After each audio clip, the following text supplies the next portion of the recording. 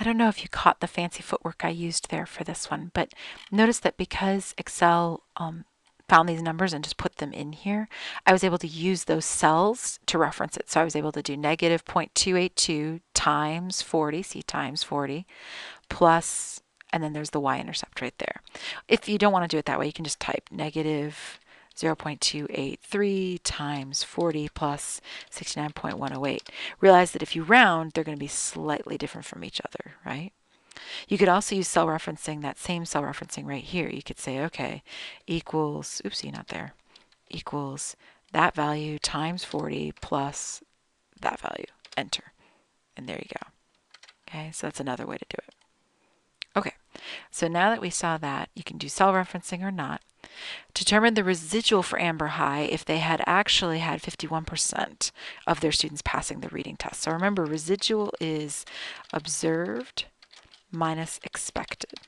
In other words, it's reality minus what was predicted.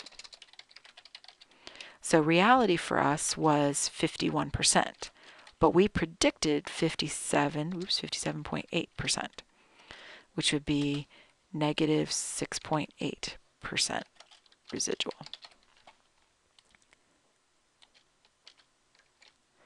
And let's interpret that just a little bit.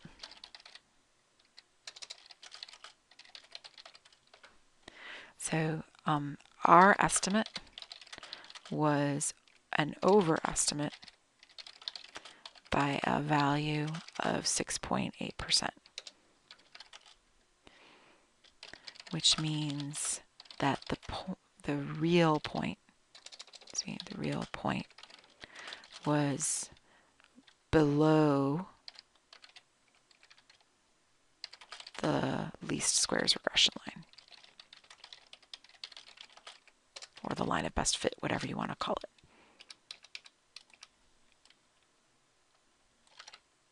There we go.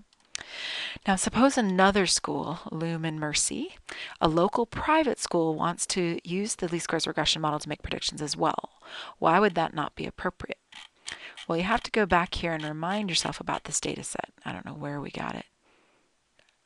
Ah, there it is. See that? It's public schools in Sandusky. See that? But this is a private school. So it would not be appropriate to use this regression line because Lumen Mercy is a private school. But all the data to make the regression line came from public schools. You have to compare Lumen Mercy either to other private schools, I should say similar private schools, right? Because you can have different kinds of private schools too, which could lead to a whole other issue, like are they religious or not religious? Are they boarding or not boarding? That kind of thing.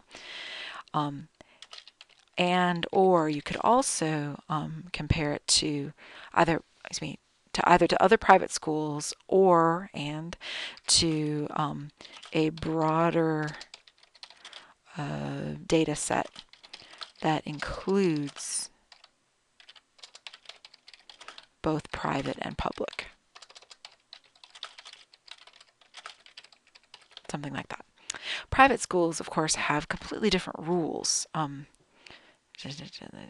Here, let me put that in. Private schools have completely different rules governing students, teaching, testing, etc. Parents, sometimes parental involvement. If you don't actively participate with your child, then your child gets kicked out of the school. I mean, there's all these other things that public schools just don't have any control over. So it's not really fair to compare public to private. It would be fair. It would be more fair if you just included a whole bunch of private schools in the original data set. That would make it better. All right, we are all done with 4.2. I'll see you back here for 4.3.